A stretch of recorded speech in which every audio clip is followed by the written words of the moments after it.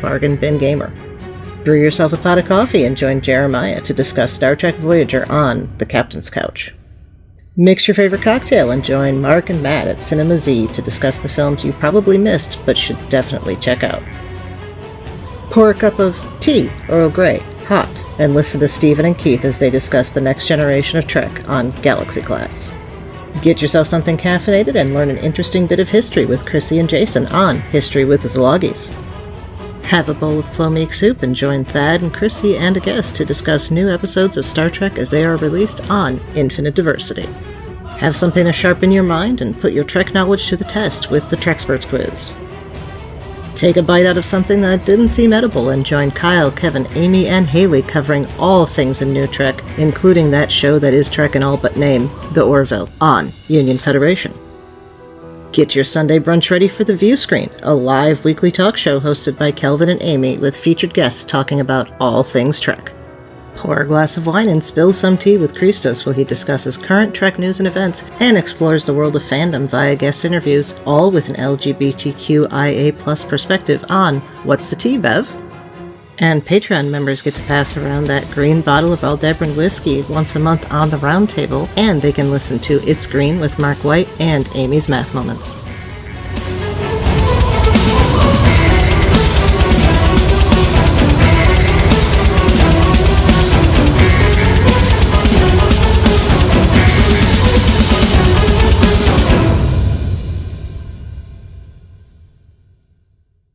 You're listening to BQN. Assimilate the audio.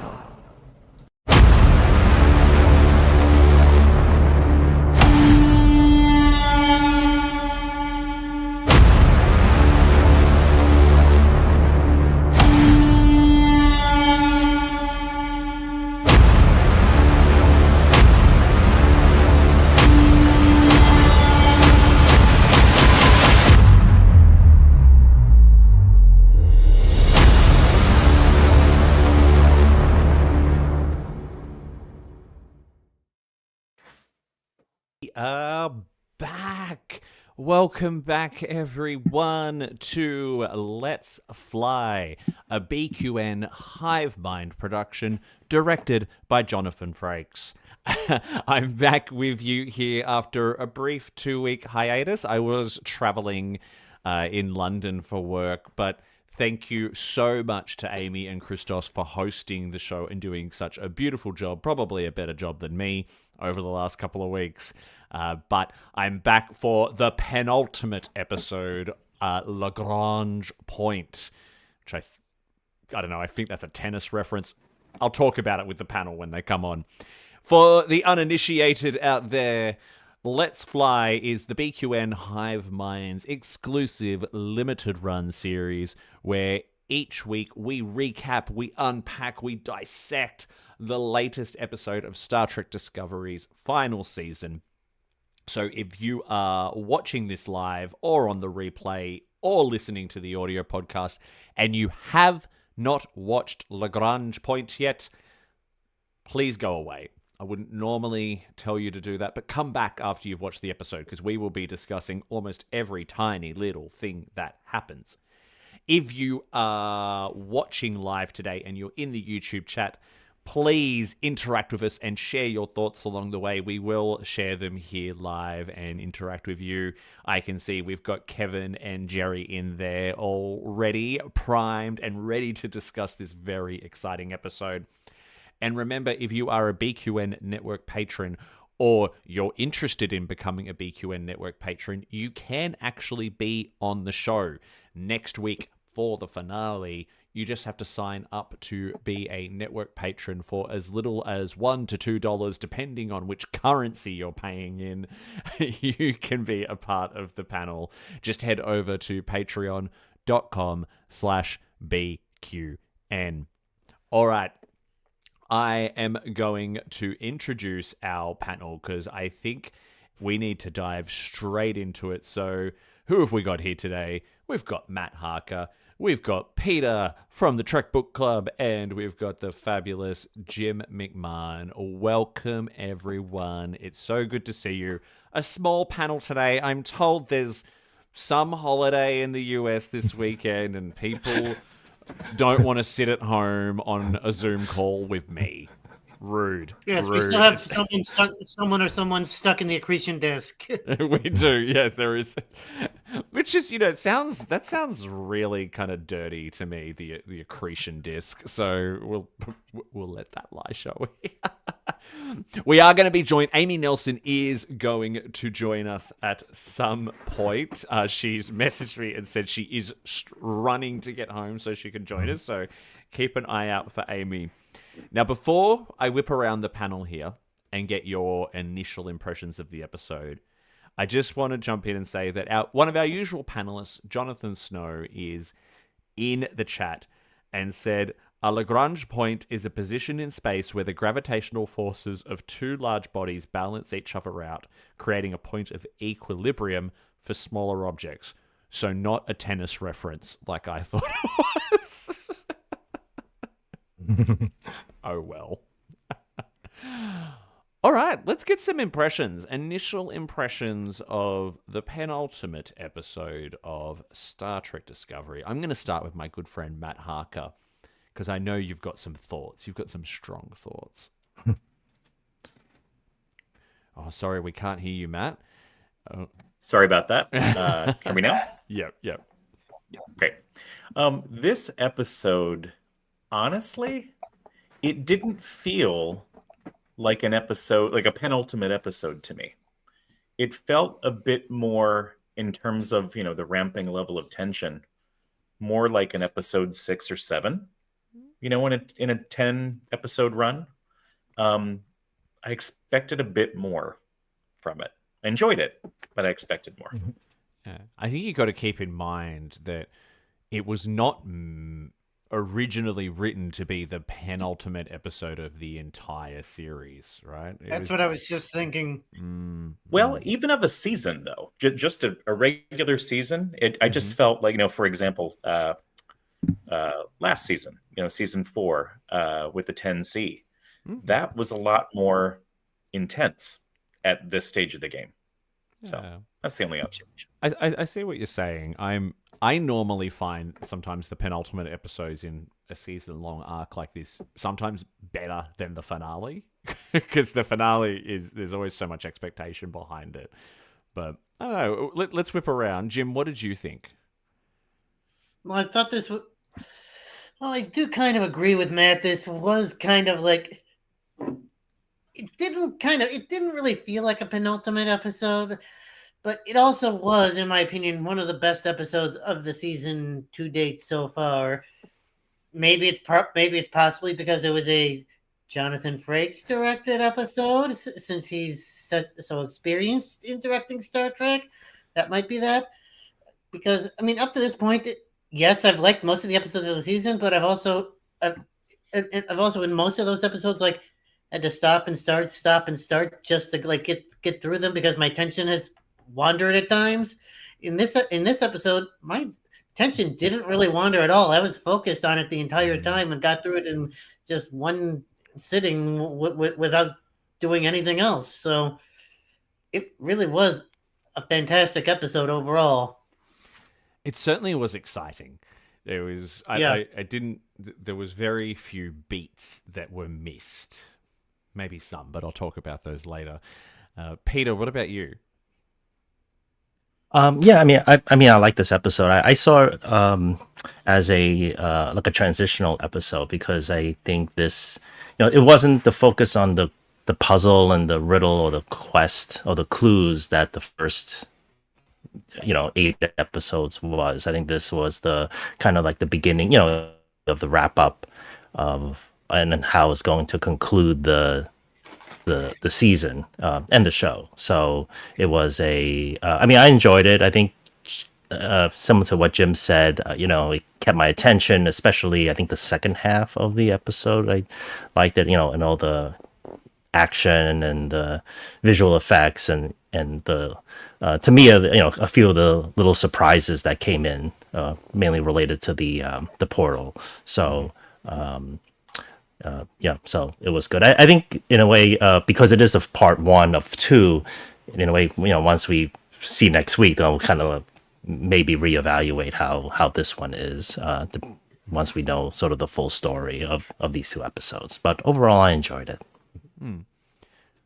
So, Matt, I wonder if you have an explanation for why, whenever we see the words directed by Jonathan Frakes at the beginning of a Star Trek episode, we know we're in for a good time. Well, I mean, Frakes as a director, two takes Frakes, or as I heard last night on another podcast, for Frakes' sake. Really enjoyed that. I mean, if anyone's going to know what they're doing with a set of characters, a universe, I mean, he's a very accomplished director. So I get excited whenever I see his name, on an episode, because you're going to get something that's very well thought out and meaty, which I think this one definitely was. Yeah, and there's a love of his love of the franchise. He gets the franchise. He knows how to get the best from his actors, and even if he's just dealing with he's got a pocket of this overall story, but when you watch it, you're like, this feels like Frakes. I don't know what that is, but it feels like Frakes to me. Jim, I agree with that.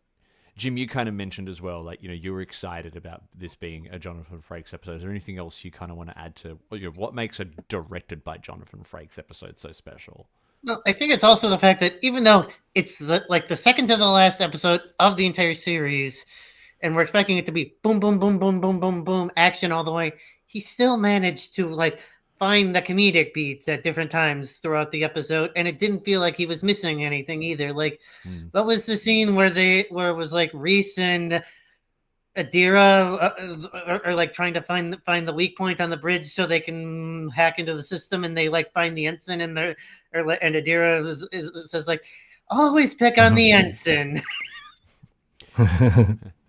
Jonathan in the chat just pointed out something really interesting, and that is that Frakes directed The Chase, the TNG episode, which is the foundation for this entire season. Now, I want to pick up actually on something else that Jonathan is saying about the episode. It was great, fast-paced, but it feels like there's still so much story to tell, and only one episode left to tell it in. Peter, I wonder, do you kind of agree with that? Do you disagree? How do you feel about that thought? I mean, I do tend to agree to what Jonathan said.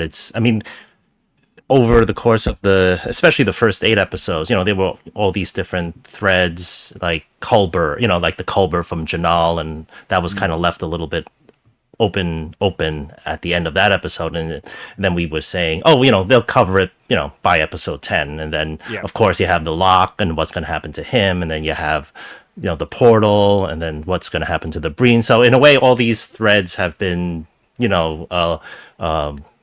left to be concluded, but now that we're up to the last episode, it may, or some may not. So I guess given the last watching episode 9 and how that sets up the second half of the finale, I don't know if all the threads that have been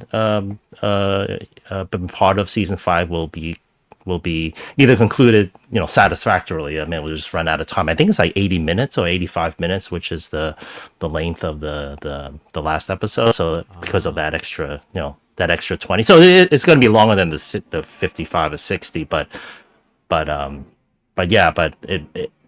think they may end up kind of focusing on the portal and the Breen, and then some of the other threads may or may not probably the reshoots. Resolved. I think that 85 minutes is probably the reshoots to give it an ending. But Matt, You're still going to need a movie after the fact, in my opinion. Yeah. Matt, you're chomping at the bit there. I can see. Yeah, always. No, just this morning I happened to listen to Sean Ferrick's latest Trek Culture, where he interviewed Wilson Cruz, and Wilson unfortunately mentions that he was off shooting a movie when they were doing the reshoots for the end.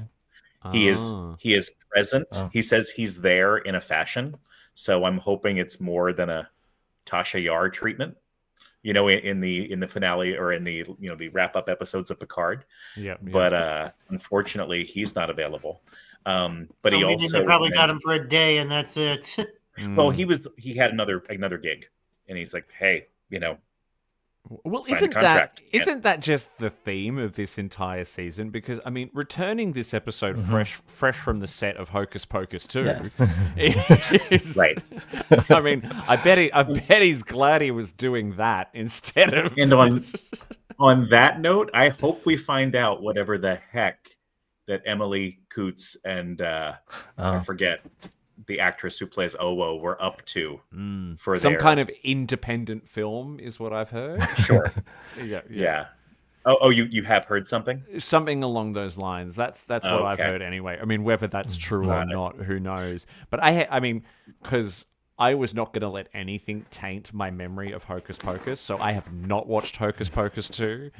And I feel like there's a bit of one, I was so glad to see Saru back this episode, but I feel like the way they've ended this season, because they didn't know it was going to end, there's such a disservice to some of these incredible characters. Very true. That's why they need like an additional feature film just to end it all after all of this. Well, the other reason I brought up the Wilson Cruz point is, I think, Peter, you mentioned that the Janal thread was kind of left open. In Wilson's interpretation, it was really if you remember during Janal, there was the comment that was made that it can leave you a bit unsettled after was it Jintara, that experience, where you allow him to inhabit. And after Janal, we got the talking to his abuela, the spiritual thread that kind of he's been on for the rest of the season. Yeah. So I think that was kind of the continuation of the Janal thread. It's just more that Janal storyline went elsewhere. Oh, okay. Yeah. Okay. Interesting. Abuela, Okay. the spirituality. Thanks for the clarification. Yeah. Yeah. It's a really good interview. It's about 45 minutes. I would recommend it. Okay. So speaking of the return of Saru, Jim, were you happy to see him back? It seems like he's being brought back in for the finale, so he must have that entire chunk in the middle of the season where he's just gone. But yeah, it was good to see him back. When he was lying on the floor, lying on the floor unconscious when the time bug was wreaking havoc on the ship. Yeah. But yes, I am. But yes, I am glad to finally see him back. Thank God the Hocus Pocus 2 press finally let him go. Because the commercial and critical success that was, but we won't go too much into that right now. Look, it was good to see him back, and it was good to see the president back, and picking up on the storyline of the impending wedding and all that kind of stuff. But I wonder, what, Peter, what do you think where do you think we're going with Saru? It feels like do you think we're just going to get a wedding and that's it? Or is there more story for Saru to tell before this season's over? I think the wedding will be part of that, the epilogue section. So I think we'll get that. I think for this, I know at the end of episode 9, Saru volunteered to go on that mission on that shuttle to try to convince the Primarch, the next one that's the other threatening us Primarch. So I think the other one, the other big threat. So I think that may be. For episode 10, that might be his scene, so be focusing on that, that part of it. But I don't know. I mean, and it's just like you mentioned, it's just given the amount of time and the things that needs to be wrapped up. I don't know if he will have a major part in episode 10. It could be just him, taking the shuttle, talking to them, and maybe and then helping Michael's mission from afar. So that would be Saru's contribution. And so it'll be an important one, I think, and it'll be very helpful. But I think it's just a matter of time. I think they'll maybe, sort of all the time that's available for him in the last episode. But I hope we do get that wedding I was really happy to see him back. And I think with episode 9, I think just listening to Saru and Doug Jones, the character, it kind of, that was what was missing the last 3 or 4 episodes. So it was kind of nice to have that, that Saru character and that characterization back in this one. Yeah, definitely. And, we are getting a little bit more, I think, of the romance between him and Tarina, which we were all eating up at the start of the season. But I wonder, I kind of felt like, because he'd been missing the whole season, that it just was hitting some of the same beats in terms of that relationship. Although I did like the cute little... Well, Vulcans aren't the only ones capable of making decisions based on logic and prioritizing duty. Matt, what did you think of Saru's return? I agree with you on the point about hitting the same beats, but there was more of that deepening of the romance. You could see how close Saru and Tarina had become. Just a moment ago, her little chin grab at the end of the scene where she hit the middle of his chin, I thought that was cute. At first, I wasn't getting or here for the romantic side of Tarina. It just felt like a bit of too much of a departure for a Vulcan. But I've warmed up to it. I'm very much interested in it now. And Peter, to your point about not being enough time, if they do anything in that finale, I would say they would have to give us a wedding, especially if the show is going to be wrapping up. Even if they didn't know it at the time, I mean, God forbid there's a cliffhanger with Saru, with the other Breen Primarch, leaving us in suspense. They would have had to have gone back and corrected that. You're not ending the series without giving us a wedding. My gosh, we would riot. But I find myself wondering, where they're not going to leave Saru just as being married to Tarina. He's going to. I hope that his happy ending, or whatever turns out to be, is something along his continued growth path. Yeah, I mean, we got action Saru this season. Not that I would see a return to that, but I would like to see him. I don't know. I mean, yes, he's an ambassador, and we have a president. We have, Admiral Vance. But I'd like to see him continue. I don't know. Would he become, even higher up in Kelpian government? Something. I'd like to see him continue to evolve, because we've just seen so much growth from him from where he started in season 1. Yeah, I agree with you on that, Matt, but I certainly don't want it to be like what I'm seeing here in the chat with Jonathan suggesting that Saru dies and sacrifices himself. I was going to pick that one up too. Yeah, do we think that someone's going to die, right? Someone's going to die. Like, I feel like it's I thought it was going to be Reese. Oh, okay. No. He seems to be having Reese's this is his best season. A lot of Reese this season. I loved seeing him on the away team in action, taking out the Breen. Yeah, Jerry's also suggested, Jez in the chat said, like, if Saru does die, then remember the progenitor's tech is supposed to bring people back to life. Right. So, well, yeah, I mean, I don't think the progenitor's tech will bring people back, but that's just my theory. Well, God, I hope not. I mean, let's think about this. We have Locke. We have, whoever could potentially bite it in the finale. I mean, they've got to bring back Quajon. We talked. I mean, that was on last week's episode. The cut of the world route. They're not going to introduce something like that and not. That would be cruel, I think. It would be easy, a little too easy, yes, but I could certainly see Book getting a new Quajon back or something.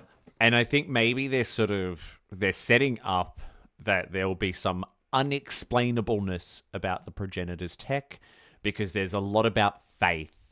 You know what I mean? Like, because to me, as a a fairly atheist individual, I kind of think like just there needs to be some scientific explanation for how it can recreate a whole world and all the life on it. But I think they're leading us into a bit of a have faith, you can't explain everything kind of scenario. Maybe that's just me. I wanted to pick up on something you said before as well, Matt, where you were talking about how it takes you a while to warm up to the romantic side of a Vulcan. I've often had challenges with this because, I mean, post TNG and Voyager and all that, and probably since Enterprise, there's always been experiments with having Vulcan emotions, right? When we barely ever saw it before with Spock and all that, unless something was very wrong with him. I think what it comes down to with that is there's something, it's the talent of the actor to be able to portray the fact that that emotion is there without betraying the essence of the character. And I will give it to the casting people for Star Trek, though. Damn, do they know how to cast people who can portray that emotion, though? Yeah, some better than others. I think Tarina's doing the actor playing Tarina is doing a very, very good job. There's a softness there. Like, and always just that little hint of a smile will come up, but then it'll flatten again, right? So just sort of saying, they obviously experience love and romance. Like, the emotion is there. It's just right how it's expressed. I would agree with you on that. Since like, if you think about it, like Tim, Jolene, even Leonard, all could do that, and you could see it on their faces too. But you're right about how like some people, like some of the recurring Vulcans, couldn't necessarily do that or even show it. Yeah. Let's jump along in the plot a little bit and move into a bit of the action. Sorry, this is the best screenshot of this I could find. This is the accretion disc. A fun scene. And there was a lot of fun scenes throughout this episode like this. Peter, how did you find this kind of, did you feel this kind of set the pace for the rest of the episode? How did you find the escaping from the black hole? It did. I think that was kind of like one of the first action sequences for this episode, and it was a sort of a sign of things to come, especially at the end, like I mentioned before. So I think that was good. It was kind of exciting, and it had that sort of that camera moving across the bridge and all the different stations that it seems to be like a Discovery style over the years. So it had that, and I was actually, I think for that scene when they identified the portal that was on the Lagrange point, then I was just thinking like try to Discovery trying to get it, but then the Breen got it so quickly, and then they escaped for it. So I was surprised on that little bit of it, but that was good. And a little bit of a semi tangent, but the Lagrange point was the James Webb Space Telescope. That was which is the telescope that NASA. I think it was NASA, but they about a year ago they were putting that into sending it into space, and it's actually in one of the Lagrange points. I think between Earth and the Sun. It might be L2, but I think it's the Earth and the Moon.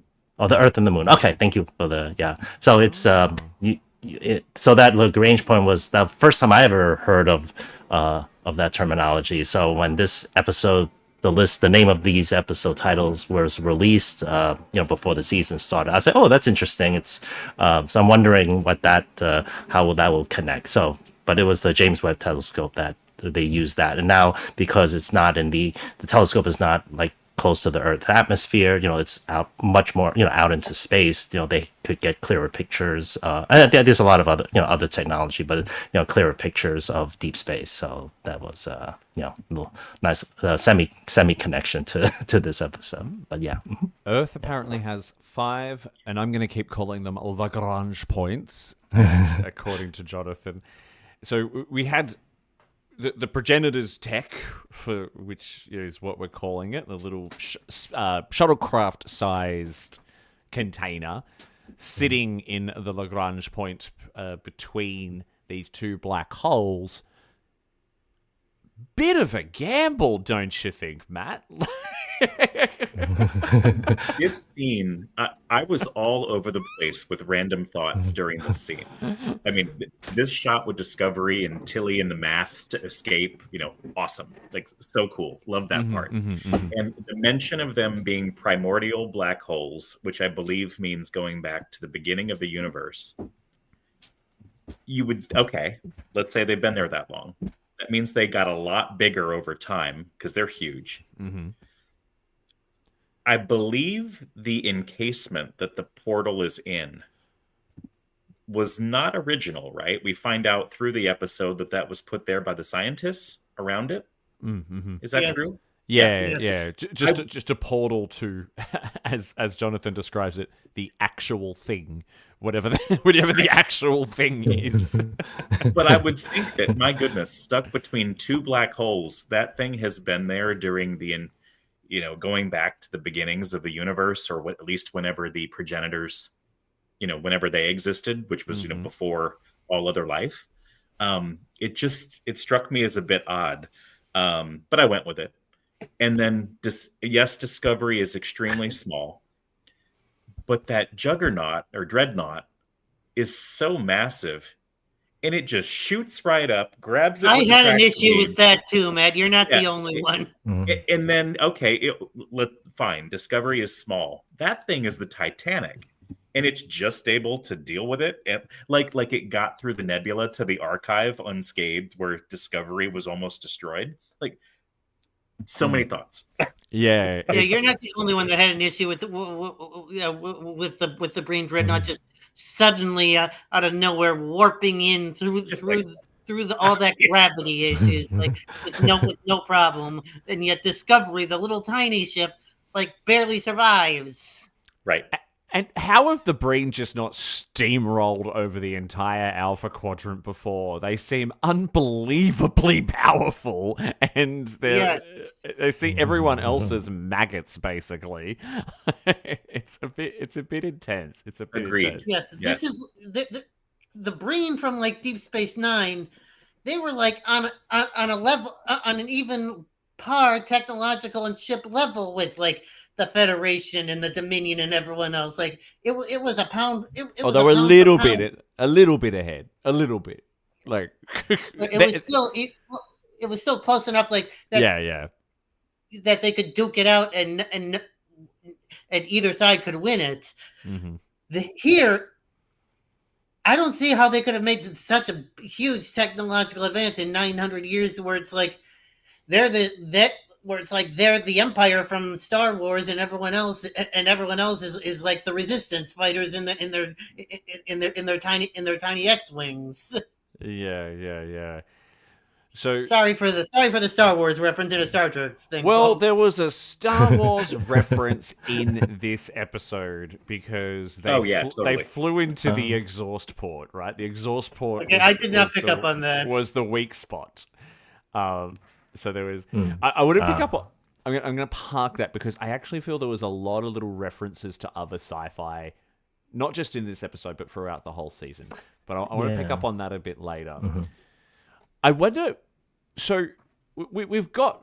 Let's just kind of talk about the fact that we've got this tech now, right? So, and they came in, they knew where it was, fine. But what about the clue that? Or the little phrase that Burnham has, which will apparently unlock it.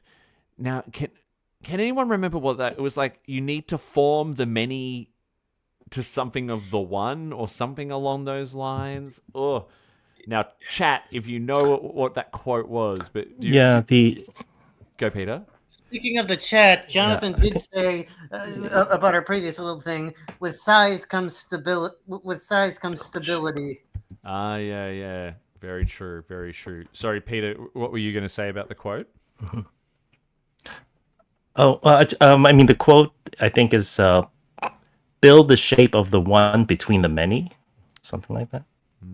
Build the shape of the one between the many. There was something about building the one. I remember that. And then it, which has, oh my goodness, the Vulcan reference. The good of the many outweighs that. You know what I mean? Yeah. Can't think of it. So they open it up and it's a portal, right? So poor red shirt Breen just gets sucked right in, right? I don't know. What do we think is on the other side, Matt?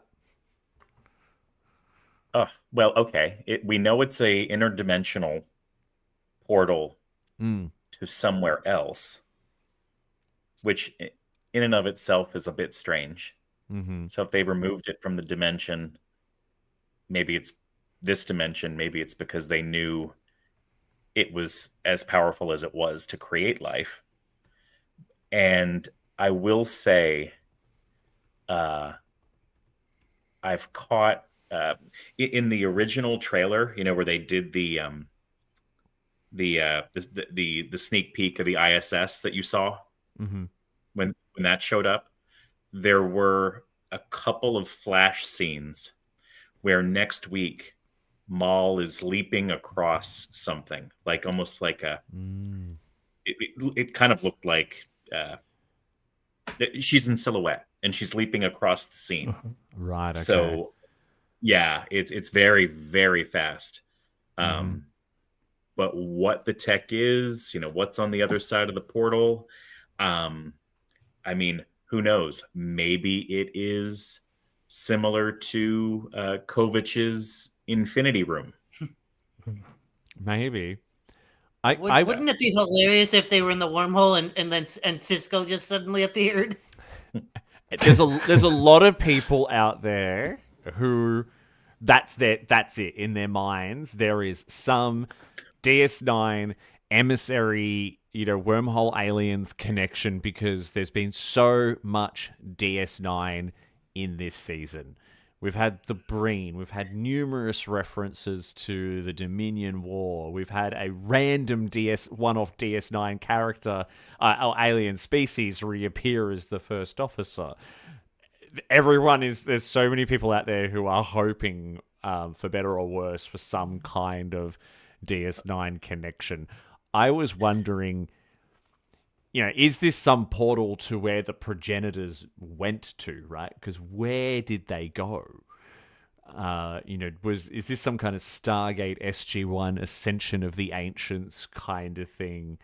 Oh, I like that. Yeah, like they're actually. You said the A word. I know everyone's like, "Oh God, Burnham's going to become a god." Jim, why do you think that would be a good outcome?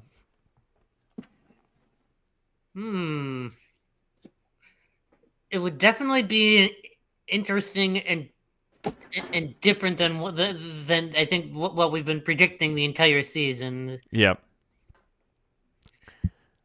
And it would definitely go against the whole most of the DS9 things we've been seeing all season, especially since we know it's not going to be the emissary showing up, since Avery has pretty much said he's never going to make another appearance on Star Trek ever again. Bless his heart. Peter, what about you? What are your thoughts on what's on the other side of the portal? I mean, the first thing I thought of is what you mentioned before about Kovach's room. So it's that, that white background that was given hints of in this episode. So I thought, I don't know, it's probably crazy and it's probably not going to happen, but it's somehow I thought those two were connected in some way, and so that was at least the first thing that popped into mind. I mean, Star Trek has this thing about white room background over the years. So, like I know, like Tapestry. TNG had one, Yeah. Tapestry, right? Yeah. Tapestry, and of course the DS9 had it, and Lower Decks had it. So. Yep. Oh, I think we lost a little bit of Peter there, but that's okay. He's I right love though. his pose. I know, love that pose. We'll just let him. We'll talk about for a second. while We're he getting refresh- the card going. Yeah, he's crossed over. He's ascended. Oh my God, Right. Peter, come back. Yeah, I want to jump now because we've got Mole up on the screen here, right? So she's become boss of the brain pretty quickly, right? They're all like, and what's driving that loyalty? Is it because that they believe she'll I bring think they're all Messiah? afraid of her. Yeah, well, how so? Did you see how like crazed she was throughout the episode to like achieve her goal? If I were near her, if I were like an underling of her, I'd be like, "Yes, ma'am, I'll do whatever you want, ma'am. And then I'd try and stay as far away from her as possible." But she has elements of some kind of humanity to her, right? Because she did not want the previous Primarch to enter into a war or any kind of needless loss of life or anything like that, right? They're very much... I mean, her entire focus is Locke. Like, she does actually not give a shit about the progenitor's technology and what that could give her. All she wants is her boyfriend back, right? Yeah. She's not about power. She's not about... This is the interesting thing about her character. Go, Matt. Well, is it interesting, or does she only exist because of him? She... Well, I guess she does now that he's gone, but I feel like the entire season she was kind of written that way until his passing. I know you guys, I know Amy and the crew talked about this last week. I did not like how the Breen just rolled over and decided to, follow her. And I know that that's not Frakes' choosing. He directs, he doesn't write necessarily. But this is a part of the season that not a fan of. Interesting. Yeah, and I think when in the final episode, if they do bring Locke back, she might not like what she gets. Yeah, that's And I agree with you, Jim, because when Locke, before his passing, he didn't want the power of the Scion. He stepped away from his family. She's now elevated him into a position where he has no choice but to lead his people. So unless he has some type of awakening on the other side before he gets yanked back by the tech, where he changes his whole outlook, she may be putting him in a position that he may be trapped by. It is the speed in which she rose to sort of command is kind of hard to take when you know that they're very hierarchical.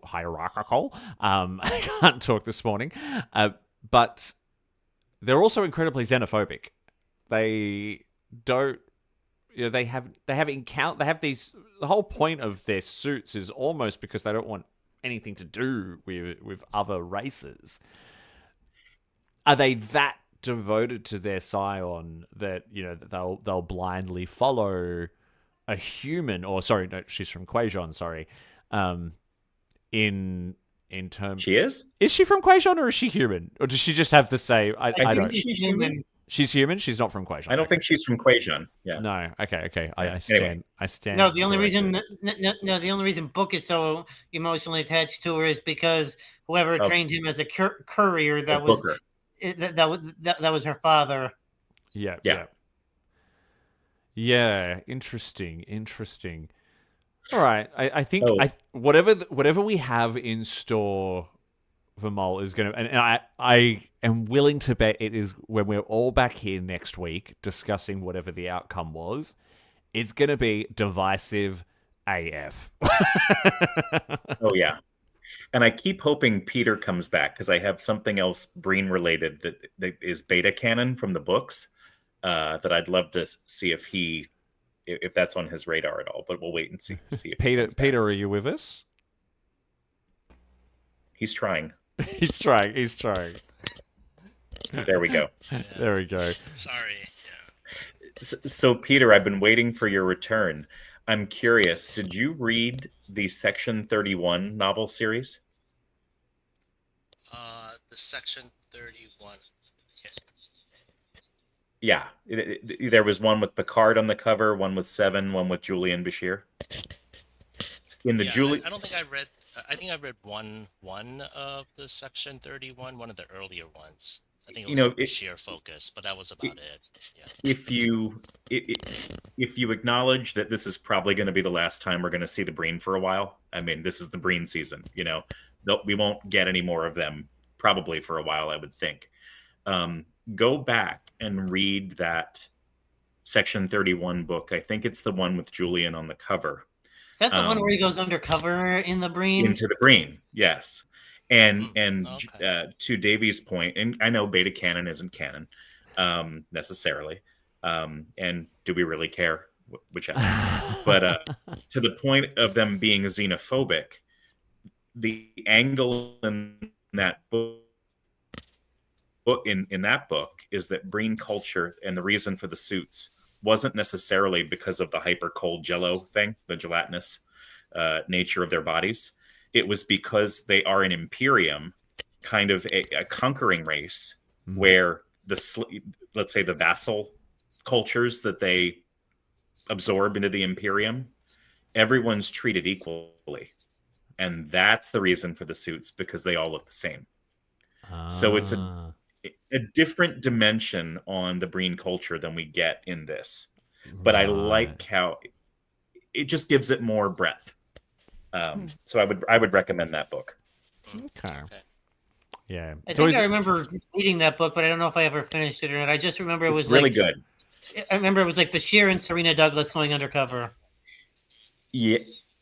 Yes. And I would say that whole series, I think, is a good companion. The Section 31 series is a good companion for Discovery, in the sense that it touches on control. Okay. Going back to season 2. So I'm going to pick up on that. I'm going to pick up on the undercover element of that to jump ahead to the next part of the plot, which was the Oceans. Nice segue, baby. The Oceans 11 of Star Trek Discovery. I was waiting for Adira to go, "You son of a bitch, I'm in." When they're all like, and can we talk for a minute about the Tony Stark Iron Man view of them inside? Yes, the I loved Breen that. Suits. I know they had to do something like that, but I found yes, and I couldn't wrap my head around what it was. It was totally Tony Stark, but I found it disorienting and a little weird. Yeah, because they're having two conversations at the same time whilst they're in 3. Those. Yeah. With the 3. I'm interested to hear everyone else's thoughts. I kind of enjoyed the whole predictable undercover heist, right? You know that they're going to get found out and it's not going to work out and all that kind of stuff. But it was fun. Like the execution of it was fun with a few exceptions. The classic Discovery stopping to talk about their feelings in the middle of, I was like, no. Like when Burnham stops to like have that D&M with Book in the middle of all that, I'm like, no. Matt, did you find that as painful as I did? Yes. In a word, yes. I mean, I know we have different opinions on the pacing and the level of tension of the episode. I feel like that particular scene was an anchor around the pacing of the episode. It completely pulled me out of the suspense of what the whole season was building towards, in terms of you're chasing the power of creation, trying to get it back. You're undercover, and you're having a personal moment. Really? Yeah, it was a little bit of a bitter pill to swallow in that regards. Look, that was probably the only bit I didn't really like. What do we think of, Adira's kind of big moment though, right? It was this whole like, so you're coming on this mission, and you get the kind of fatherly thing with Stamets and Culper. Jim, did you think that this was a worthwhile, triumphant moment for Adira to kind of round out their... They've had a bit of an arc since they made the mistake of bringing the time bug on board. Was this kind of Adira's final redemption in a way? Oh yes, I love. Oh yes, I love I love their whole angle in this episode. Like earlier when I mentioned the whole comedy bit with when Adira and Reese picked out the crewman on the bridge who they found was the lower rank, and then Adira was like, the Galactic Classic always pick on the ensign.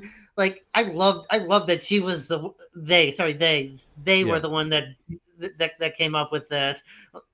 Like and plus the fact that they brought down the shields like at the right moment, right at the end there. Yeah, it was pretty cool. It was Adira's kind of big moment, the ability to hack the brain code and all that kind of stuff. It was a real celebration of what a brilliant scientist and engineer and just all-round amazing officer that they are. Matt, what did you think of Adira's kind of golden moment in this episode? I definitely enjoyed it because Adira seemed, who, by the way, Blue Del Barrio is 27. All right. Which shocked me. Anyway, that lack of confidence that the time bug incident created, that was very hard for them to shake. I really, and Rayner pumping Adira up and trying to help them overcome that, and saying it's not your fault, giving Adira the chance. I really liked them kind of coming into their own. I said a moment ago about the book and Burnham aside, I felt like when Adira was hacking the brain, that they were really kind of like stuck into the multi-part conversation that was happening between all their helmet cams. Yeah. I'm like, just focus and get on with it. Like, bring down the shields already.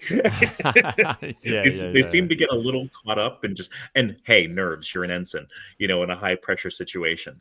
But it just created that scene there with Reese, which the Reese part we can set aside because that was pretty cool. And I thought we were going to lose him for a minute. Yeah. Which would have been so traumatic if we did. That sequence kind of goofed up the pacing for me as well. Okay. There was some interesting little bits of kind of comedic relief throughout the tension of that whole thing, because I really enjoyed the whole latter half of this episode. I was kind of on the edge of my seat a little bit, but then there was some very... Discovery's done some of its comedy moments really quite well this episode and throughout this whole season. And one of my favorites was the distraction that Book was causing, where he kind of wound up flirting and getting invited out on a date with one of the Breen who... I almost wanted to see the oil bath. Why did he go there? Because he's just like, so maybe you and I can go together. I was cracking up. I need to go back and rewatch that scene with subtitles on, because I think I got the gist of the dialogue, but I couldn't make out every word. And sorry for interrupting that. I was so confused. You could tell Burnham was enjoying herself immensely at the discomfort of Book in that scene. It was really quite funny, and that was the moment when the two-way conversations were really quite funny too, because he's having this flirt and then he's like, "Hurry up, this is getting weird." I like those few moments there. I think there was one in the beginning of the episode, and then the scene that we're discussing now was another, Hmm. where I think we get more of Sonequa than Yeah, we do of Michael, where there's a bit of that just complete comfort in the humor of things. yeah, And I think yeah, that's when yeah. Sonequa kind of comes through. So Petty, I think you're back with us. Overall, like your thoughts on the whole crazy hijinks of the heist. Was there anything else you kind of took away, or anything else you want to bring up about the heist? Uh, yeah. I'm sorry for the connection. I hope I'll be, it'll be stable for a little bit longer. So I'll just We get can my, hear my you. We two can hear cents you. in. I mean, yeah, yeah. I mean, I enjoyed the heist section. So it's like a little bit like I think when you mentioned like an Ocean's 11 type thing. Um, I think the one thing that I wasn't I didn't get or didn't hit me very well was that quick scene during the heist when Book and Michael were kind of talking about their relationship and Yeah. So yeah. apologizing for what they've done. And I thought to myself at first time, I said like you should have done this, on Discovery right after the last episode, and like you know now is not the time. So Yeah. Yeah. just kind of get on with the mission. I mean, that was the only. I think overall for the whole episode, that was just the one thing that was a little bit odd to me was that place. I kind of know why they did it, because that's really we focusing on the Michael and Book and them trying to get together, or them trying to realize they were meant for each other. Yeah. So each episode has a certain minute or two that talks about that. So this was that part of that arc, but I just felt it was a little bit out of place. But yeah. I know we touched on that particular scene for a moment while Peter was away, but back to the earlier comment about Frakes, knowing that this is a Frakes episode, I'm really surprised we had the Michael and Burnham aside scene, just for pacing reasons. Mm. Anyway. Yeah, and I think we need to kind of move on to what was probably one of my favorite moments of all of Discovery. Bendy nacelle Voyager-esque kind of colliding into the bay. Jim, what were your thoughts on this scene? I actually did like this scene. Oh, we have lost Did we him. lose Davey? I think his mouse slipped. No, I'm here. Oh, there he I'm is. here. I'm here. I had to go close the door because my dog opened it. As I was saying, I did actually like this scene. Like I like the fact that like the setup when Maul catches them, like Burnham gives the age old cliche of the double meaning on the same on the one speech, and gets Raynor to crash into the bay, like and then like the action sequence itself was. I think those effects will hold up until the end of time, pretty much. They were that good. I agree. That was I had to rewind and watch it again. Because I find the visual effects in Discovery can be hit and miss. When they're good, they're really good. And this was an example of a really like when it flew in and you could see the like all the explosions and the gravity lifting everything up. And there was that external shot that I wish I had a screenshot of you could just see all this fire and explosion and the silhouette of the Discovery amongst it. And for me, sorry, I'm very passionate about this, but for me, that was like Discovery treating the ship the way Gene Roddenberry always treated the Enterprise, as a character, like a character in the show that we love and respect, and it had its hero moment in that scene. Matt, what are your thoughts? Well, you've seen me kind of puzzling at the screen, and I didn't even realize it until you said it a moment ago about the Voyager of it all. Are my eyes deceiving me in that the No, they they nacelles they are they not they bent. alongside? Yeah, they bent in to sort of protect, so that they were protected when they impacted with the shield. Oh. Yeah. I have to rewatch it as well. I mean, that's really cool. I with this scene, I was more focused on, Tilly having the math moment, to quote Amy, um, with and the math's going to work because math doesn't lie, or whatever it was that Stamets said. Waiting for the crash, Mm-hmm. uh, and It's a shame Amy's was not here to hear you say that. oh I know, Yeah, I thought she was going to um, join us, but she didn't make it home in yeah, time.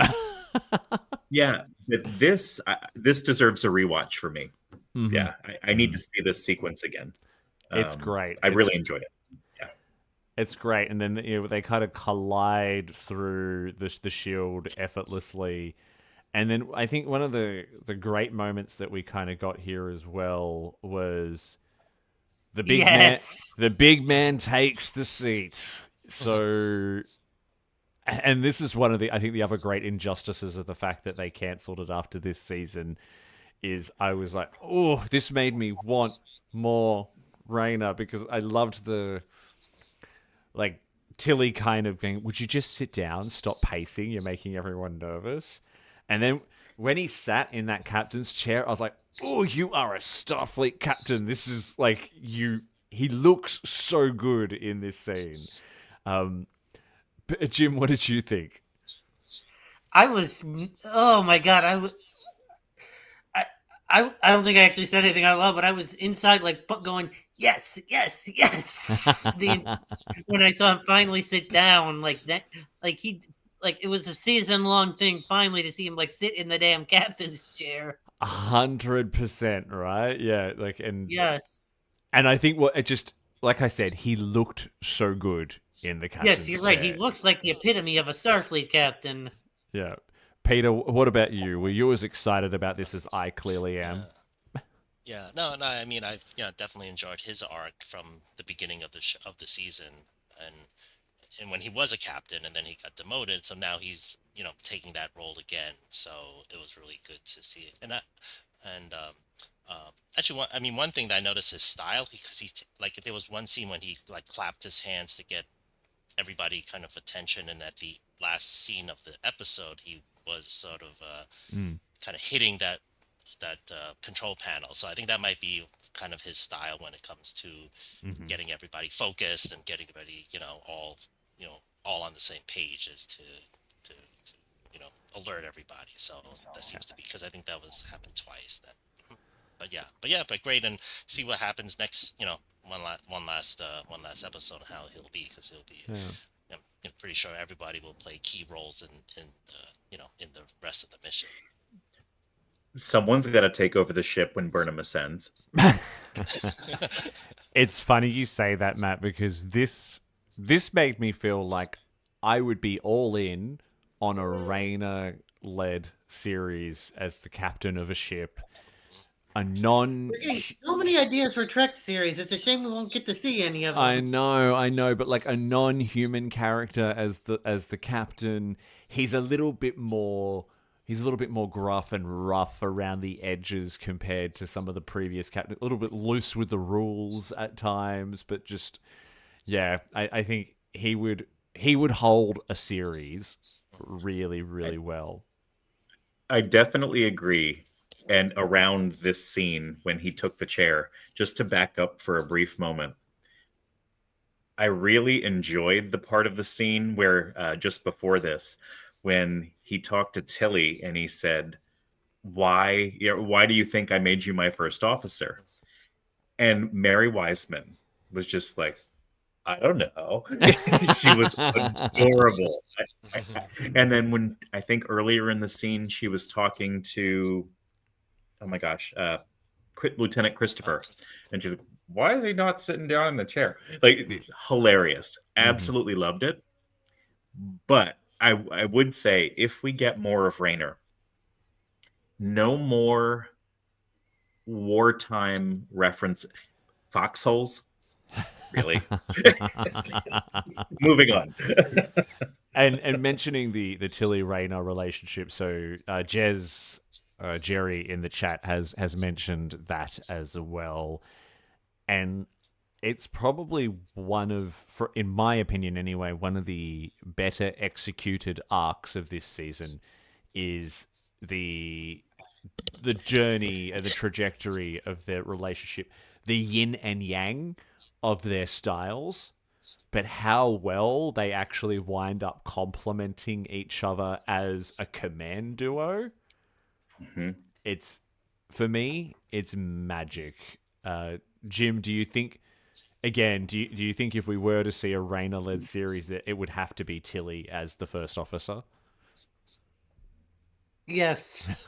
Just yes. Just yes. Yes. I have nothing else to say on that. Yes.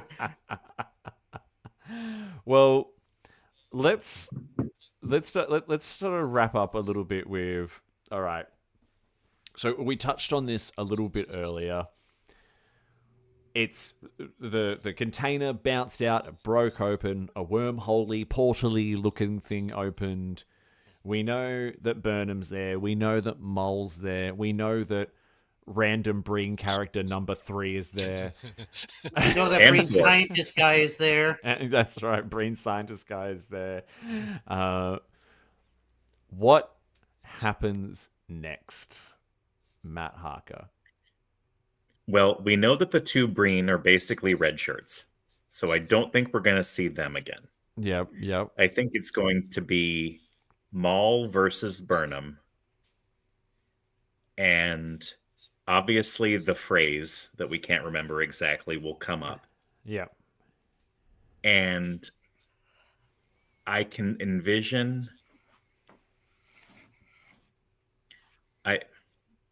I think there's going, for some reason, I think that Burnham is going to have to save Maul in some way, because Burnham won't let anyone go. Yeah. That's not within her being. Yeah. So there'll be some sort of savior moment between Burnham and Maul, where Maul will basically come this close to wrecking it all. Yep. And yeah, so that's all I've got. Kevin in the chat said they have to work together, which may be tongue-in-cheek, Kevin, but I wonder, because you remember in the chase, right? They really weren't... They had to... Like, the Klingons and everyone really had to come together in order to be able to unlock the mysteries of the chase. So I imagine there'll be some kind of teamworky kind of vibe behind that. But Jim, what are your thoughts on what happens next? I'm only joking when I say this, but I think the founders will be on the other end, and they'll be in the Dominion. Interesting. And Peter, I'm just joking on that. I agree with what Matt said. I think it'll be Burnham and Maul having to work together to figure out the solution. And Peter, what about you? I think that Maul had some hints of a redemption arc on and off over the season, so I think we're gonna end up, she'll have that. I think Locke will be revived, so probably will. I think we're gonna see that, and we may end up getting into the almost like the portal, almost like the home world of the progenitors, or some other dimension where the progenitors are. So I don't know if they'll be around, but we may sort of really see their, maybe their home world, or see what ruins or something. So we may have an inkling of that. So I don't know, but I think Locke will be back. So I still think, though, we didn't see him the last couple of episodes, but I'm still holding on to that one. At the end, he'll be back. Yeah. We've already seen their homeworld, the Great Link. Yeah. I think there's definitely going to be some. I mean, there's going to be some kind of religious reckoning or something like that. So the progenitors seeded our galaxy with life, right? So, in keeping in mind that the episode, the finale is called Life Itself. So there is going to be some kind. I think we will kind of meet the progenitors again on the other side. Yeah, we will. I would like to maybe get a bit more of a certainty around what actually happened to the progenitors. Whether that's an ascension or they've been watching over this whole time. They really are our gods. Who knows? I hope it's nothing that silly, but you can never truly tell. It could just be a screaming Breen chucking a tantrum who tore a hole in time and space, who then seeded life throughout all the galaxy. Who knows? Who knows? For all we know, we could see the great koala. It could be the great koala. It could be, yeah, that's it. We were all born of the great koala's sperm, and here we are. All I know Who is, knows? all I know is, Davey, the great koala looks great in animation. I'm a little hesitant as to what it would look like in real life, or in A furry. Yeah, right. Could you imagine if it was the great koala, and that's the reason why chlamydia exists, because koalas all have chlamydia. Do they? Koalas allegedly all have chlamydia, but who knows? Runs rampant in koalas. Wow. And on that note,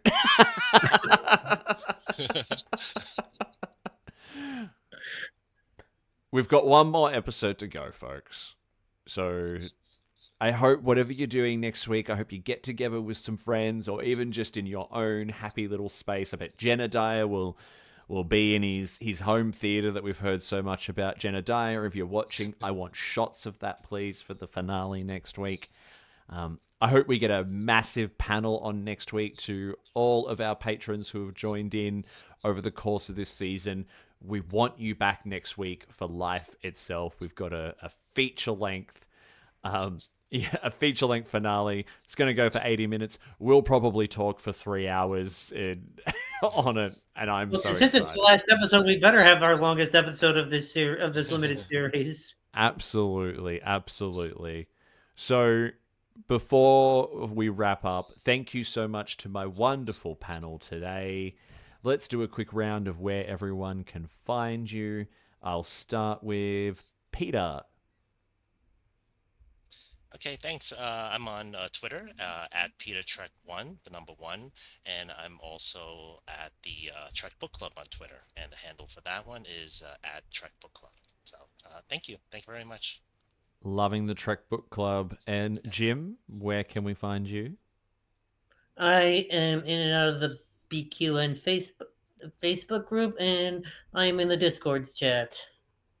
Wonderful. And Mr. Matt Harker. I am on Twitter, Instagram, and Facebook at mhark, HARK957, and occasionally in, the Federation Facebook group, the BQN Discord, and also the Strange New Pod Discord. And every now and then, I'll be on the Trexperts quiz. As one of my favorite associate producers, mind you. And if you're unfamiliar with me on the BQN, yes, I do host the Trexperts quiz. There'll be a little special going up between now and the end of next week, which will be the season finale of Trexperts quiz, by the way. And then I am buggering off to Europe for 5 weeks, and the show will be on a hiatus for that period.